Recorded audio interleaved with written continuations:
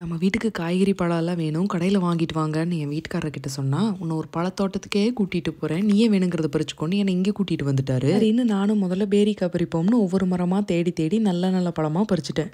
திரும்பி பார்த்தா முட்டைக்கோசு, காலிஃப்ளவர், கீரை, ஸ்வீட் கார்ன் இருந்த இடம் எல்லாமே காலியாக கிடக்குது. இதையும் தாண்டி போனால் பிளாக்பெர்ரி. இதை நம்ம வேலையிலேயே நிறைய பார்த்து சாப்பிட்டதுனால அதை வீடியோ மட்டும் எடுத்துட்டு ஆப்பிள் பறிக்க போகலான்னு அங்கே போயிட்டேன். ஆப்பிள் எல்லாம் நிறைய காற்றுக்கு தங்காமல் கீழே விழுந்து வீணாக போய் கிடந்துச்சு. சரி, அதுலேயும் மரத்தில் ஒவ்வொன்றும் இருந்ததில் நல்லதாக பார்த்து பறிச்சுட்டு ப்ளம்ஸ் பொறிக்கலான்னு போனால் அங்கே பார்த்தா எல்லாம் மரத்தோட காஞ்சு ஒட்டிகிட்டு இருக்குது. சீசன் முடிஞ்சதுனால தான் ஒரு வேலை இப்படி இருக்குமோன்னு சொல்லிட்டு பீட்ரூட்டை பொறிச்சா அங்கே காயவே காணோம். இதுக்கு மேலே முடியாதுன்னு அவங்கக்கிட்டேயே போய் இதை பற்றி கேட்டால் இந்த வருஷம் பருவநிலை சரியில்லாதனால நிறைய காய்கறிகள் முளைக்கவே இல்லையா. என்னதான் நவீன இயந்திரங்களை வச்சுருந்தாலும் இவங்க ஒரு குடும்பம் மட்டுமே இந்த 78 ஏக்கராவையும் பராமரிக்கிறதுக்கு ரொம்ப கஷ்டப்படுறாங்களாம். வளர்ந்த நாடோ வளர்கிற நாடோ விவசாயமும் விவசாயியும் படுற பாட்டில் எந்த வேறுபாடும் இல்லைன்னு எனக்கு தோணுச்சுங்க.